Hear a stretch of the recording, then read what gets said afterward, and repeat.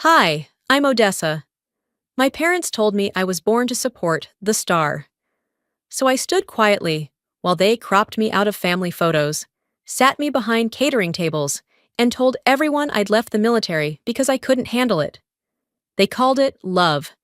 But what kind of love deletes your name from a service record? What kind of family tells guests you're just admin support when you were the one leading operations no one's allowed to talk about? At my sister's promotion ceremony, they erased me again, until her general stood up and called me by a rank they never believed I'd earned. What happens when the person you buried doesn't stay quiet? What happens when the silence salutes back? I crossed the state line just as the sky shifted into that dusty amber only North Carolina manages to perfect in late October. Fort Liberty hadn't changed much, but then again, I hadn't expected it to. Military bases rarely age. They just settle into themselves like veterans with too many medals and too few friends. As I drove past the south gate, the guards barely glanced at me. That felt right. I've always been the kind of story people choose not to know. No one was waiting for me when I pulled into the driveway. I sat in the car longer than necessary, watching the familiar front porch like it might react to my presence. It didn't. My mother hadn't responded to my last two texts. No surprise there either. I'd grown accustomed to silence being her preferred language. When I finally stepped out and gathered my overnight bag, the crisp air bit at my collar. The leaves scattered along the walkway, crunching under my boots. I paused on the porch, hand hovering over the doorknob. Then I pushed it open. Laughter drifted from the back of the house. Meredith was entertaining. Of course she was. The dining room lights were on, chairs pushed close around the table. No one noticed me. I passed through the living room and stopped short. The family photo above the mantel had been updated. There was Rayburn, stoic as ever. Leora, radiant in her dress blues. My younger cousin's son filled the far corner, where I remembered standing in the last version of that picture. I stared at the frame, slightly off-kilter on the nail. Then, gently, I adjusted it. Upstairs, the guest room smelled like lemon cleaner and thyme. I set my bag down, pulled out my phone, and opened the group family chat. I'd sent a simple message the week before. "Proud of you, Leora. See you soon." It was gone. My messages log confirmed it was delivered, which meant only one thing. Meredith, as group admin, had deleted it. She never did like clutter. That cut deeper than any direct insult. Words unsaid can be sharp, but words sent and erased, that's a decision.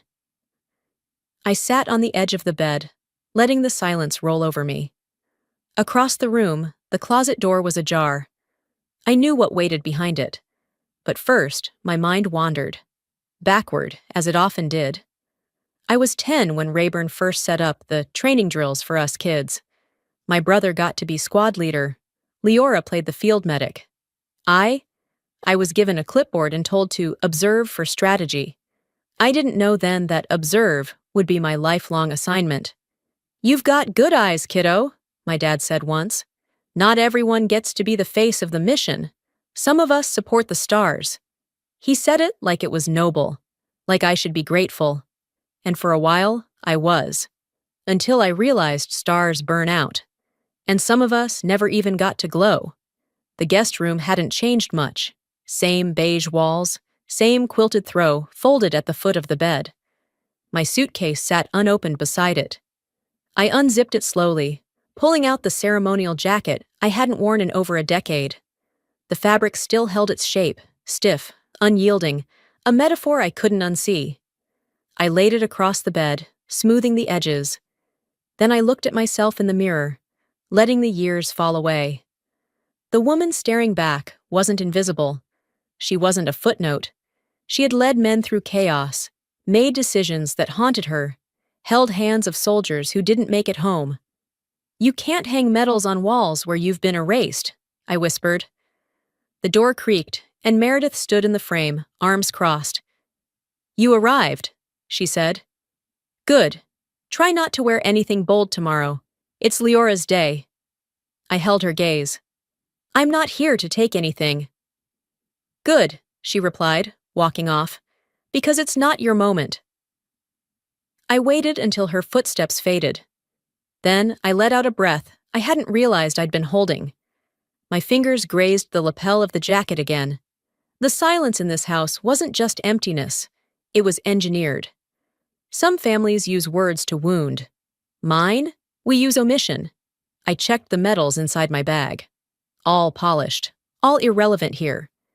The only recognition that mattered to them was what fit in a frame, what could be posted with hashtags, what Leora could wear without my shadow touching the edge of her spotlight. I leaned back against the headboard, eyes tracing the ceiling fan's slow rotation. This wasn't grief, it was something colder, and maybe more useful. They'd written their story so long, they forgot I knew how to hold a pen too. Later that night, I reached into my uniform bag once more. I didn't put the jacket on, not yet. I laid it out with care, pressing the sleeves flat. Then I whispered, maybe it's time they remembered who used to wear this. Maybe it was the lighting in the guest room that morning, or the way the air felt too still, like something was waiting to be said and wasn't. I sat at the edge of the bed, holding a photo I should have stopped looking at years ago. It was my cadet graduation day. Everyone was in dress blues. The version I kept in my drawer back home had all of us in the frame, even if I stood slightly off to the side. This one? This one was cropped, tight, clean, efficient. My shoulder was gone. Erica and our brother looked centered, proud, perfect. I looked like I had never been there at all. I traced the edge of the frame with my thumb. Whoever did the cropping had taken care not to make it obvious. But I saw it. I always saw it. And I'd learned that the most dangerous kind of rewriting wasn't done with words. It was done with scissors. I didn't put on the uniform, not yet. Instead, I changed into a neutral blouse and slacks, nothing bold, nothing worth commenting on, and drove myself to the ceremony hall. Fort Liberty hadn't changed much, but the people inside had. Or maybe just their willingness to acknowledge me had. No one greeted me when I walked in. A junior staffer looked at my ID, then frowned slightly. You're admin support, right? I held her gaze for just long enough to watch her flinch. Then I smiled. Sure, I said. Let's go with that. She led me to a row in the back, near the catering tables. It wasn't labeled, just a handful of generic chairs. No names, no affiliations, no ranking. I sat. No one turned around. It was almost impressive, the way invisibility could be choreographed. While waiting for the event to begin, I scanned the official event program. The layout was glossy, patriotic. Family highlights, photos from prior promotions, holidays, deployments. And there, right in the middle, was a photo from one of the family celebrations, one I vividly remembered attending. I remembered standing next to my father in that picture. In this version, I was gone. Again. You had to cut me again, I whispered under my breath. Even from this? It didn't sting, not like it used to. It just confirmed what I already knew. They weren't erasing me out of cruelty. They were doing it for comfort. I rose to find my seat at the reception table. I'd been told the seating would be alphabetical. But when I reached the spot where my name should have been, there was a card that read Lieutenant Danvers. Not even close. I picked it up, turned it over. Nothing on the back. A senior aide wandered over, distracted. Sorry, we had a seating mix-up, he said without looking at me. Across the room, I saw Meredith guiding Erica's media liaison toward the front row, laughing with that perfectly timed warmth she reserved for performances. That's when I realized it wasn't a mix-up, it was strategy. I returned to the back, no longer interested in pretending to belong at their table. I sat alone and listened to the click of polished shoes on marble floors, the way officers adjusted their uniforms with practiced ease. The room filled with familiar sounds, but none of them belonged to me. When Erica entered, the room stirred. Light applause, a few handshakes, flashes from someone's phone. She walked like someone who had been practicing for this moment her whole life. And maybe she had. Her uniform was perfect, her smile effortless. She glanced my way, nodded, but didn't approach. Meredith rushed forward and embraced her like a soldier returning from war. I stayed seated.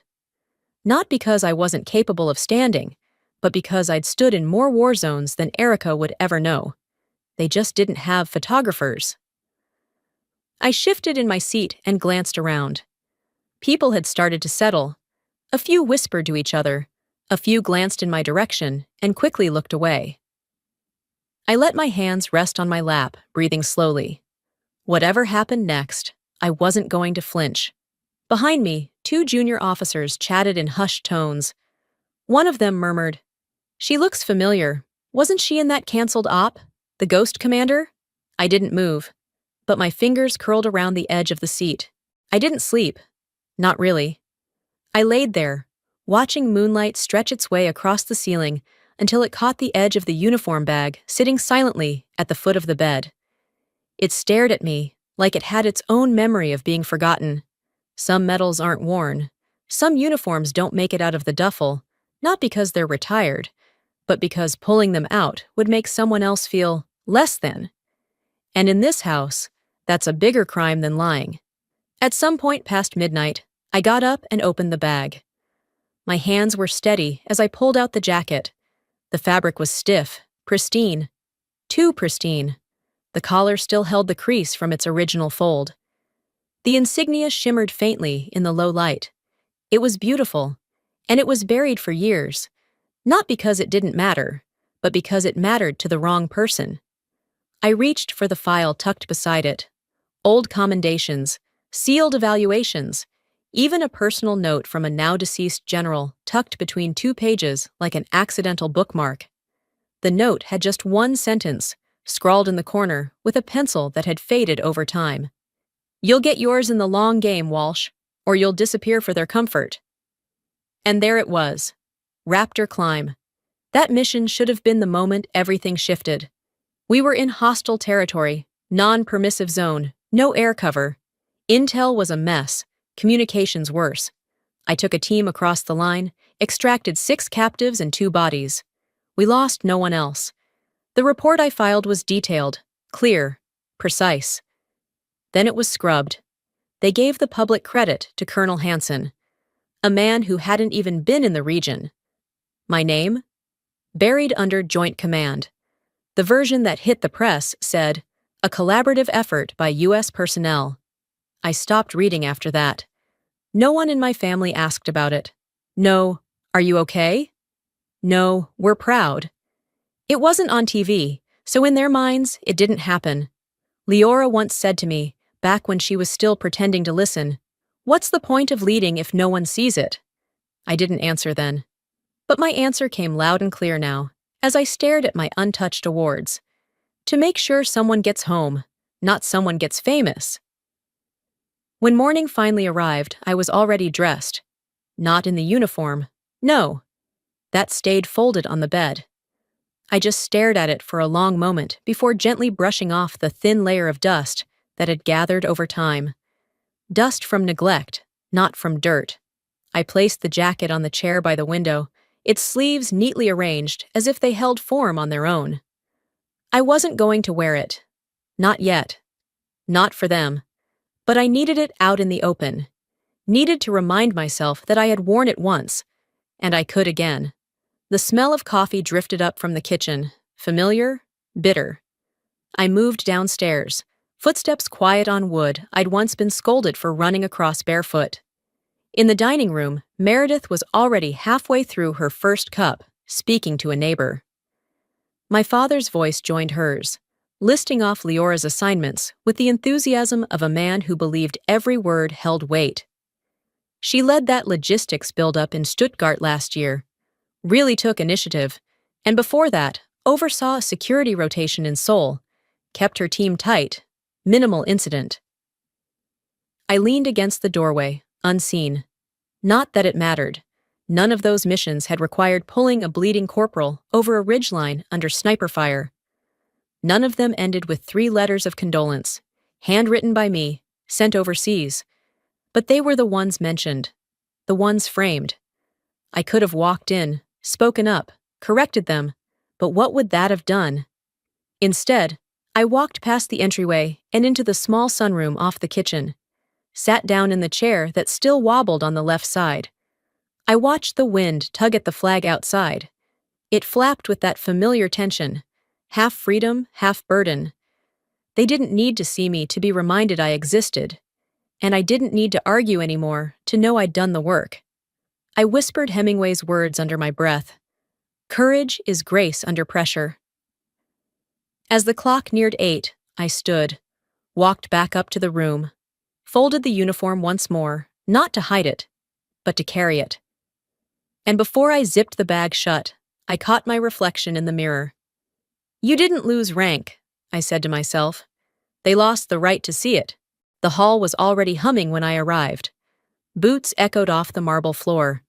Medals clinked softly as high-ranking guests shook hands, exchanged familiar glances, and took their places with practiced ease. I entered alone, a printed badge folded in my coat pocket, and a quiet reminder in my mind. Don't expect anything. A young usher, no older than 20, looked up from her clipboard as I approached. She scanned my badge, then squinted. See? Walsh? You're with staff, right? I said nothing at first, just let the silence make her fidget. No, I replied evenly, but thank you. Her face flushed red as she gestured toward the rear row, next to the catering entrance. No brass plaques, no designation of family, just a scatter of chairs half obscured by a serving cart. I took my place, the name card resting at the seat beside me, Lieutenant Danvers. Not even close. Behind me, the aroma of reheated meatballs lingered in the air. Around me, the others settled into their assigned places up front, where the camera lights were brighter and names were said aloud. Rayburn spotted me from across the aisle, walking stiffly in my direction, with that parade ground posture he never dropped. His eyes flicked to the misplaced card, then to me. It's just a name, he said with a shrug. Don't make it bigger than it is. I met his gaze without blinking. You're right. It's not big. It's consistent. He didn't reply. He turned and walked away, his shoulder brushing past a lieutenant who stepped aside to let him through. That's how it always was. Small slights wrapped in military protocol, delivered like fact, never insult. As the room filled further, I stepped out for air. The cold didn't bite as much as I'd hoped. Behind the building, the wind carried pieces of a ceremony that hadn't started, but had already left its mark on me. I heard footsteps behind me, light and fast. I turned to find Leora's daughter, my niece, bouncing on her heels. Hi, she beamed. Mom said you didn't finish military school. Did you get kicked out like Jordan's brother? My stomach didn't twist. It folded. I bent down, eye level with her. No, sweetheart, I just went somewhere they don't take pictures. She nodded like she understood, then ran off to chase a butterfly near the security barricade. I stood there for a long time after, not because I was hurting, but because it took time to translate that kind of pain into stillness. Back inside, I found my seat still empty. The room buzzed now, officers laughing too loud, polished boots shifting restlessly. One woman nearby, in a charcoal blazer, turned to me. I'm Monica, she said, extending a hand. I work with the civilian administration team. I heard Erica say you're at Veterans Affairs now. That's commendable. I shook her hand, firm and brief. Helping people find what they've lost, I said, is what I've always done. She smiled politely, then turned her attention toward the stage. As we waited for the formal start, Meredith appeared, like a shadow you thought you'd escaped, but always finds you at your most still. She leaned in, her voice barely above a whisper. Let Erica have her moment. Please don't interrupt anything. I didn't flinch. I wouldn't dream of speaking over someone so well amplified. She stared at me, calculating. I gave nothing away. She walked off, and I could almost hear the click of control in her heels. A man in full uniform took the stage, voice booming through the speakers. Ladies and gentlemen, thank you for joining us to celebrate Lieutenant Colonel Ashby's promotion. I didn't move, didn't breathe deep.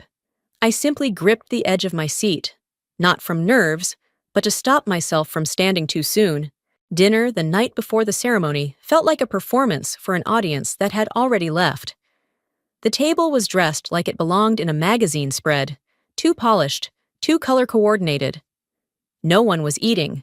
Meredith raised her glass, and with a smile that didn't reach her eyes, toasted Erica as the embodiment of everything our family stands for.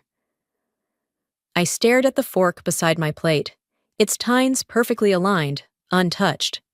No one acknowledged I was there, not directly, but the air shifted every time I moved, like they were waiting for me to disrupt their carefully arranged silence. I excused myself without a word, stood, and made my way down the hallway. Just before I rounded the corner, I caught Rayburn's glance. It wasn't concern, it wasn't curiosity, it was a warning. The same look he gave recruits right before a verbal dressing down. I didn't break stride. Upstairs, I replayed the phone call that started this mess. Meredith's voice had been flat, as if reading from a script. Just don't wear anything distracting. Let this be Erica's moment. She said it like she was doing me a kindness. I'd been standing in a crowded airport terminal in Germany when she called. Just come off a 14-hour flight from the field. No one met me at the gate. No one asked if I'd made it back. I'm not here to be seen, I'd said then, just to witness. Back then, I believed it. Now? I heard the rot in those words. Morning came fast. I was up before the sun, moving through the kitchen quietly when I heard the rustle of papers. Erica sat at the island, dress uniform hanging on the pantry door, flipping through her speech notes.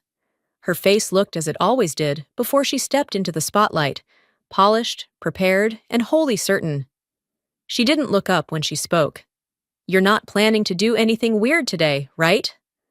I opened the fridge, took out the water pitcher. I'm planning to be quiet, I said, tone even. That's what you've trained me to be. She looked up, blinked once, then laughed. Too high, too fast. But she didn't argue. I placed my glass down. Then I reached into my bag and pulled out a printed sheet. Folded, but clean. I slid it across the counter. She hesitated, then opened it. It was the redacted military email, the one sent anonymously years ago, questioning my leadership during a mission that had saved lives, the one that nearly ended my clearance. Her face paled as she scanned the text. She knew it. I could see it. You used my silence like a weapon, I said. I'm just showing you I was listening the whole time. She looked up, jaw tense. You shouldn't be here. I stepped back, smile restrained. I should have never left. That was your mistake. The words hung between us like a drawn blade. I didn't wait for a reply. I turned and left the kitchen, footsteps controlled, unhurried. In the hallway, Meredith appeared like a ghost, too rehearsed to surprise me. Her voice was softer this time, almost pleading. You're not going to start something, right? I looked at her with a calm I didn't feel. No, I said. I'm going to finish something. She blinked. I didn't stay long enough to see what else she had to say. Back in my room, I reached for the uniform bag. For once, I didn't hesitate. I didn't hide it. I carried it openly as I stepped out the front door, my heels clicking sharp against the steps. At the entrance to the ceremony lobby, I paused. I still wasn't wearing it, but now I was carrying it where everyone could see. The back row always has a particular chill to it, not from the AC, but from irrelevance. I sat where I was told, behind rows of polished brass and stiff shoulders, surrounded by people whose glances slid right past me like I was a support beam holding up a room they preferred not to decorate. Across the wide hall, Erica floated. That's the only word for it. She moved like someone who had timed every blink, rehearsed every smile. The MC leaned in to say something, and she tilted her head just so, like a scene rehearsed in front of the bathroom mirror. I watched. That's what I do best, apparently. The prelude began. Bright visuals, upbeat music. A montage of family service moments played on the large screen above the stage. Flag ceremonies, commendations, childhood snapshots in camo onesies. And then, there it was. Or rather, there it wasn't. I recognized the opening frame, candle strike. The operation had a visual signature even in its redacted form. A brief clip flashed. A desert, a chopper, 3 silhouettes moving low against a burning sky. That was mine. But before the segment could fully unfurl, the screen cut sharply to Erica's boot camp graduation. Clean, cheerful, parent-approved. Not a glitch. A redirect. I didn't blink. My hand, however, tightened just slightly on the edge of the program booklet. No one around me stirred. No raised brows. No whispered confusion. The edit had worked exactly as intended. Quiet, invisible, thorough. I felt a glance before I saw it. Meredith turned around slowly in her seat, 3 rows ahead, eyes sweeping the crowd behind her, landing briefly, deliberately, on me. We locked eyes. She blinked once, then faced forward again. It wasn't a tech error. It was a decision. There's a quote I read once, Elie Wiesel, I think. Silence isn't neutral, it's consent. I straightened my spine and folded the booklet in half, neatly, like I was dismissing a file no longer needed. When Erica took the stage, applause fluttered politely. She adjusted the microphone and began with all the poise of a publicist's dream. She talked about loyalty, about perseverance, about what it means to lead from the shadows when recognition isn't guaranteed. The phrasing was familiar, too familiar. True leadership, she said, is about absorbing consequences without demanding applause. My breath paused mid-inhale. That was mine. My line. From a leadership memo I drafted during an off-record training in Cyprus. It had never been published, never circulated widely. But I'd shared it once, quietly, with Erica. Back when I still thought being sisters meant sharing truth. To the crowd, she sounded wise, grounded. One officer near the front leaned to his colleague and whispered, "She's grown. That line hit hard." I didn't flinch, but I noted his nameplate, because if people were going to quote my life, I deserved to know who was echoing it. As the speech continued, I reached into my bag and pulled out a single sheet, my original memo. I opened it on my lap, unlocked my phone, and took a photo with a timestamp. I didn't plan to post it, I just needed the record. Then I slid the paper beside me on the seat. Not to show anyone, just in case they ever asked. The applause built again as Erica closed her remarks. She smiled like someone who knew the cameras were capturing all the right angles. The lights caught the insignia on her collar, the ones she'd earned publicly, and in part, through what wasn't hers. She stepped off the stage, nodding as hands reached out to congratulate her. I leaned forward slightly and murmured to no one in particular, "Your voice sounds clearer when it's stolen from silence." They swarmed her like she was the last clean flag on a battlefield. Inside the reception hall, the hum of pleasantries masked the undercurrent of performance. Officers, retired brass, civilian dignitaries, all orbiting Erica with easy praise and practiced admiration. She was radiant, back straight, smile sharp, eyes gliding from handshake to handshake like a politician trained in diplomacy from birth. I stood near the bar, half-shadowed behind a floral arrangement so perfectly centered, it looked more staged than the speeches. No one addressed me. I didn't expect them to. That's not how ghosts are treated. We're not ignored. We're simply not included. "Erica is the embodiment of discipline," Meredith announced as she clinked her glass. "She stayed. She earned. She never ran." There it was. Not just the applause. The precision-engineered message.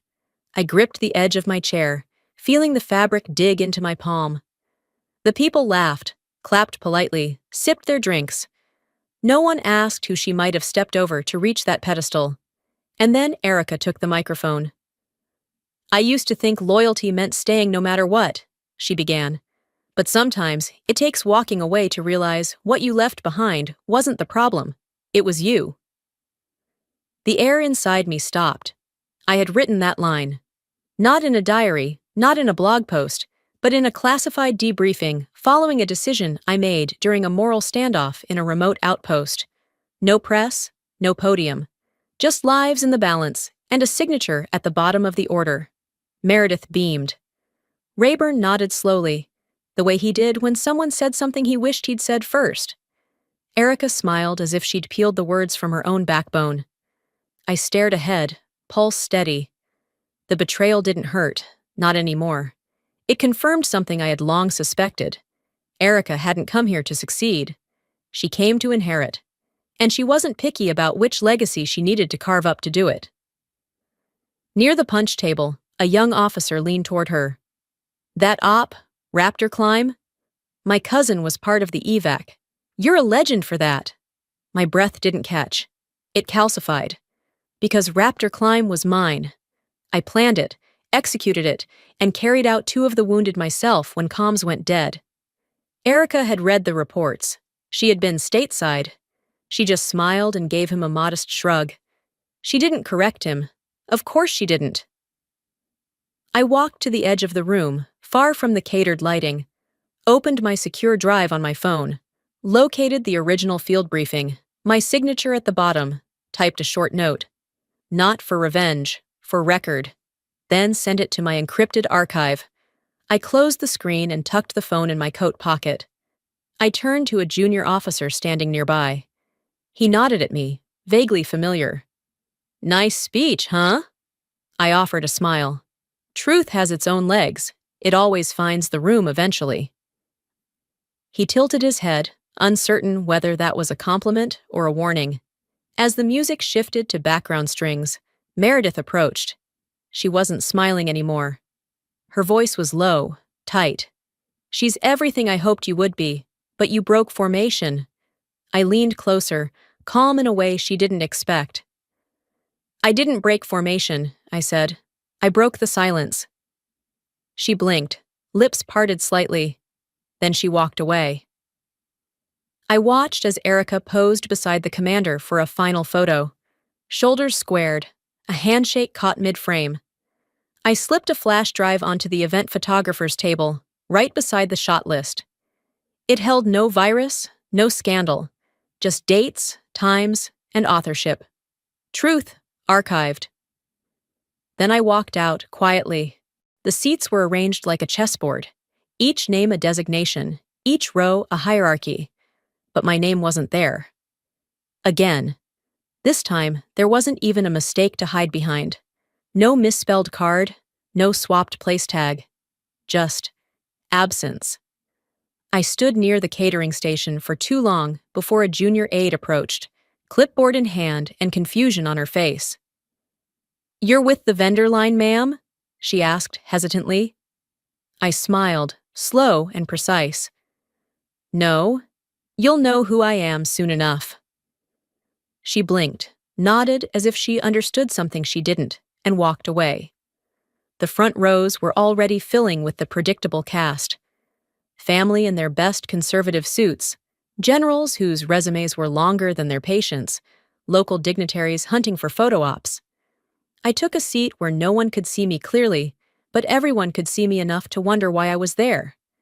Erica took the stage like she had rehearsed every movement, and maybe she had. She opened with gratitude, slid effortlessly into symbolism.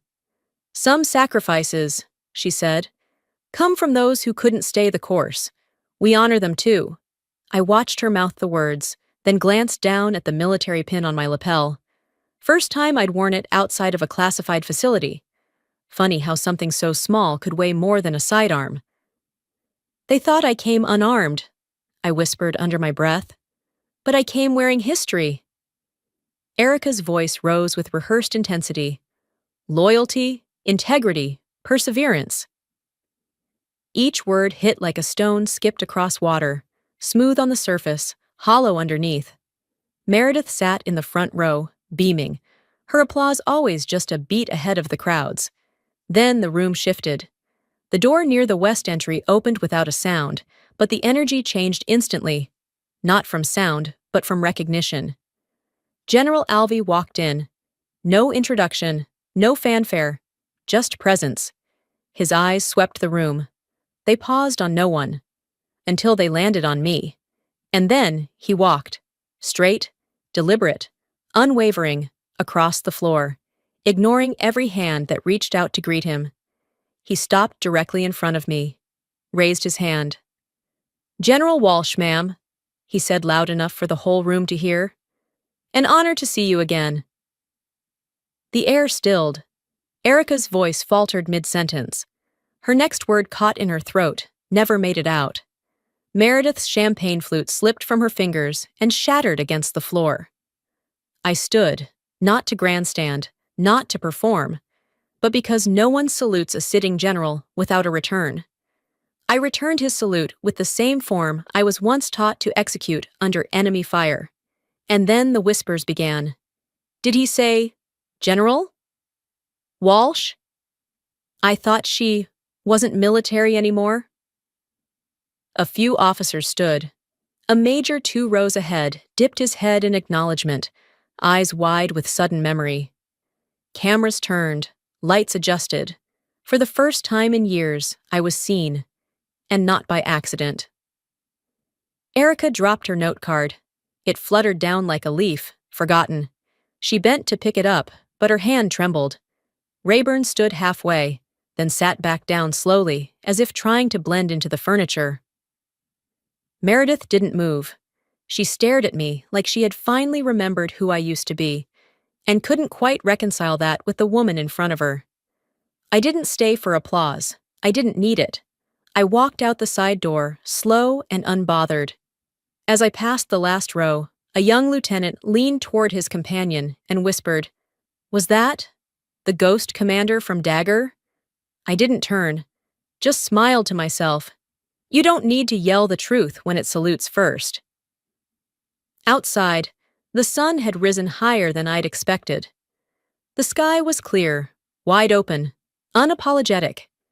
And as the ceremonial flag descended behind me, I stepped into the light, my shadow now longer than ever before.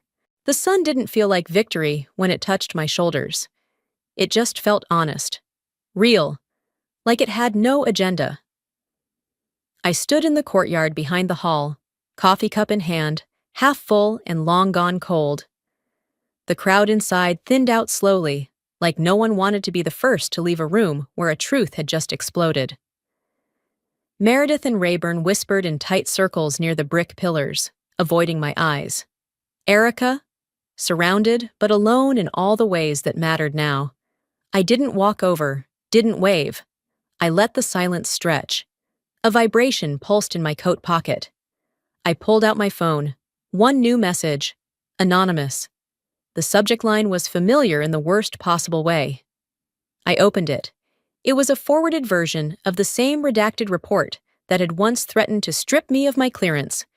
The smear campaign in grayscale. Except this time, someone had traced the metadata. The digital signature? Leora's. From a base login in Kuwait. 3 years ago. You don't always see the knife in your back, I thought, but you remember the hand that held it. I didn't react. Just saved the file and let it sit in my archive, next to the others, all neatly organized by betrayal. Later, I found Meredith near the catering table. Alone for once. I approached and showed her the file without saying a word. She flinched, lips tightening. "You could have forged this," she said after a moment. "You've always had your own style." I didn't smile. "I've had my own silence too, and I'm done letting it be misquoted." She said nothing, just left the coffee she brought for me on the table and walked away. I didn't drink it. On my way back to the guest quarters, I passed the maintenance bins near the back parking lot. Something caught my eye, a crumpled bouquet in the trash, wilted roses and eucalyptus still clinging to a ribbon. I stepped closer. There, still attached, was the card I had written days earlier. "Proud of you, even if you can't admit what that costs," I had scribbled. My name had been scratched out, like it was offensive to be acknowledged. I didn't feel anger, not this time. I took a photo of the card, then slipped it into my bag. Not for revenge, just for memory. I climbed the steps to my quarters slowly, watching the way the trees moved in the wind. Soft, indifferent. At the landing, I passed Leora. She stood alone now. No admirers, No camera lights. Just her, spine rigid, eyes tired. She didn't say anything, just looked at me with something between guilt and pride. That confused middle ground, where people don't know whether to apologize or defend themselves. I nodded once, nothing more. Walked past her without stopping. We weren't at war anymore, I thought, but we'd never be at peace either. Back in my room, I set down my bag, took off my shoes, and opened my laptop. This time, I typed the report under my real name. The quiet the morning after wasn't heavy. It wasn't celebratory either. It was clean. Like rain had passed through and swept everything unnecessary away. I was already up before the first traffic buzzed outside Fort Liberty's gates. The coffee machine sputtered beside the sink as I checked my messages. None urgent. My uniform still hung on the chair, still unrumpled, still powerful even off my back. I opened my bag to repack, and that's when I saw the envelope. Cream-colored, sealed, no stamp. The handwriting stopped me. General Alvey's predecessor, Colonel Matthew Wren. Dead now, 2 weeks gone, cardiac failure in a Virginia hospital.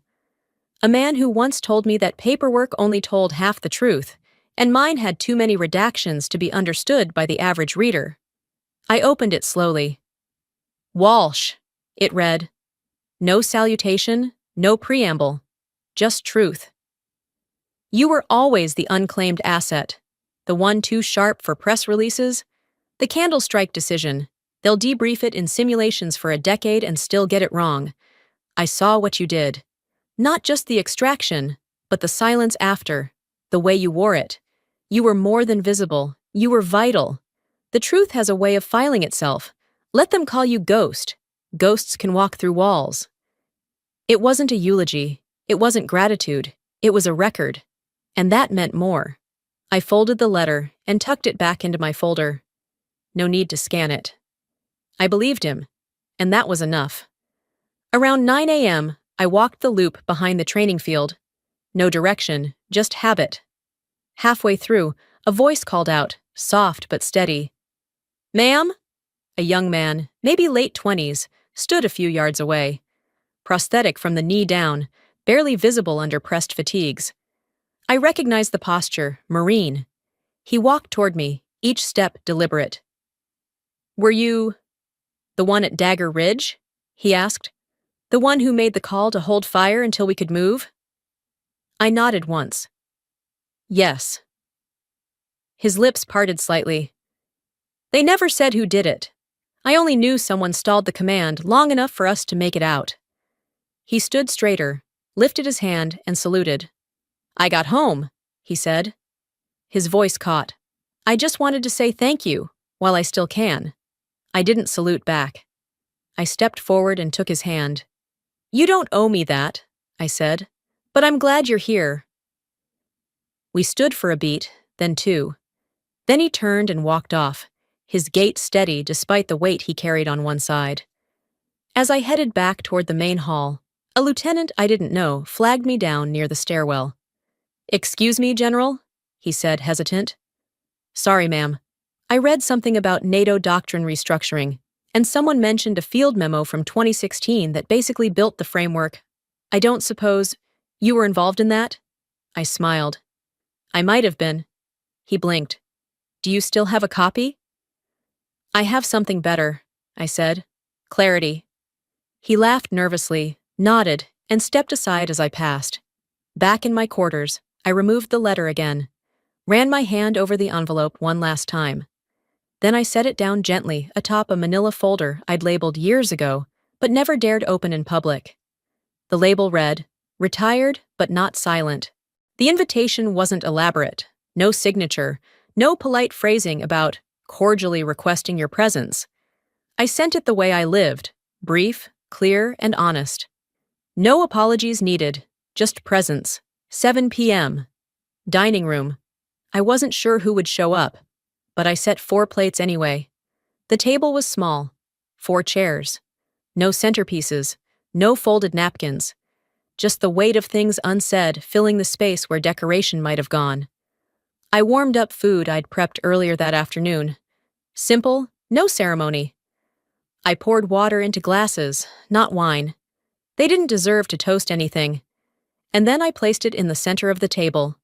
A small brown box, slightly dented at one corner, sealed but faded. Red ink across the top read, "Return to sender, not recognized." It was the same care package I mailed to Leora 2 years ago. Inside, a compass, a copy of my commendation from Candlestrike, and a handwritten note. "In case you ever get lost." She never opened it. I never asked why. Now it sat between the plates, unopened. At 6:59, there was a knock. Meredith arrived first, with a foil-covered dish that still had condensation on the lid, which told me it hadn't seen an oven. Rayburn followed behind her, stiffer than usual, hands in his pockets, like he wasn't sure what to do with them in a non-ceremonial room. Leora came last. She didn't look up when she entered. They sat. No hugs, no forced greetings, just gravity. I served them without flourish. Let silence be the only music. We ate slowly. Forks clinked against plates, like Morse code no one knew how to translate. No one asked about the flag. No one asked about the general's salute. That silence was their offering, and their avoidance. Halfway through the meal, I set my fork down. "I'm not here to ask for acknowledgement," I said. "I only want to correct the story, for myself." They didn't interrupt. "I didn't walk away," I continued. "I was pulled into something bigger. I didn't fail out. I was recruited into what none of you were cleared to know about." Meredith glanced at Rayburn, who didn't meet her eyes.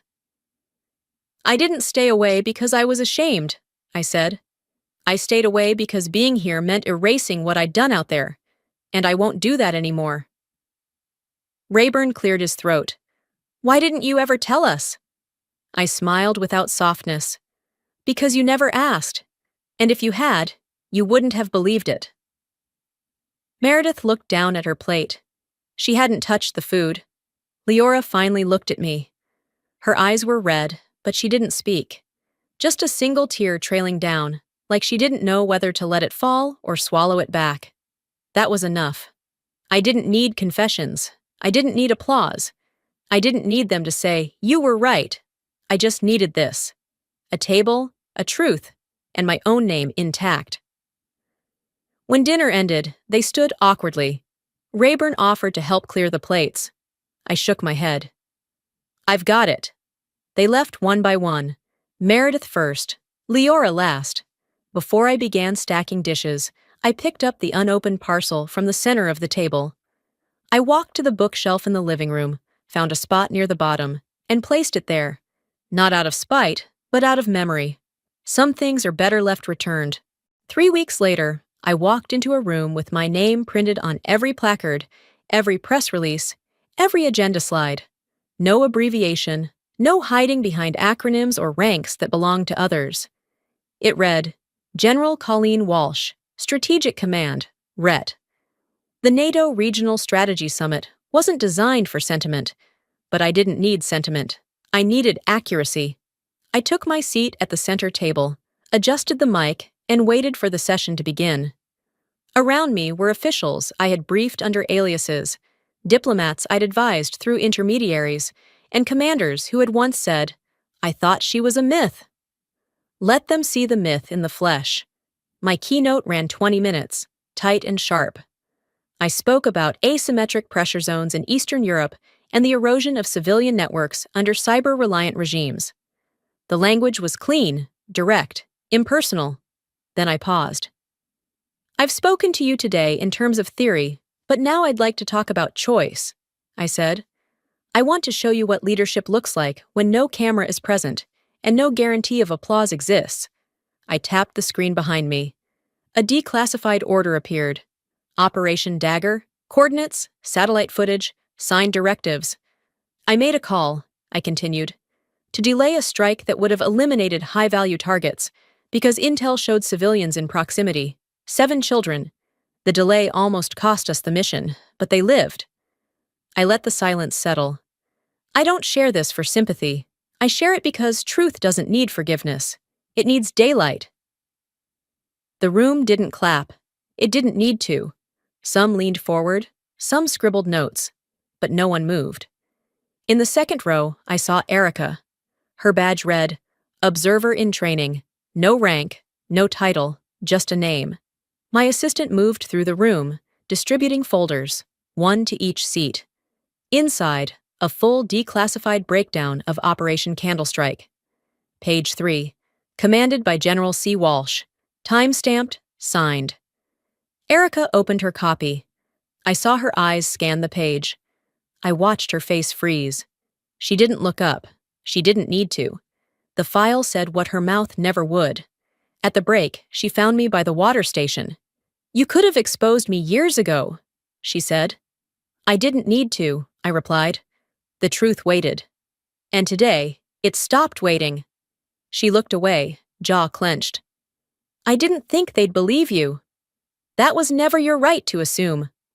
She nodded, just barely, and stepped aside to let someone pass. That was the end of it. I left before the final panel, walked the streets of D.C. like I had when I was 23, except this time, I didn't feel like I was trespassing in someone else's world. Back home, a letter waited on my desk. Handwritten.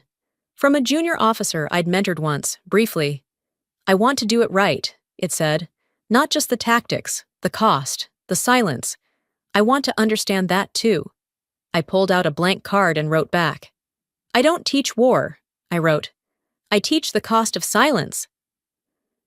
Then I opened the glass case I'd ordered the week prior and gently placed my uniform inside. Not folded, not hidden, but displayed. I didn't need to wear it anymore. It spoke loud enough on its own. They erased me from the picture. I became the frame.